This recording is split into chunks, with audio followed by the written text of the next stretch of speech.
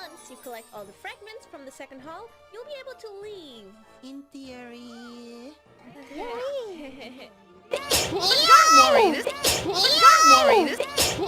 worry, this place isn't actually haunted. Oh my gosh! We will now begin splitting you all into teams. I hope you're as excited as we are. Let's have some fun today, shall we? Ah.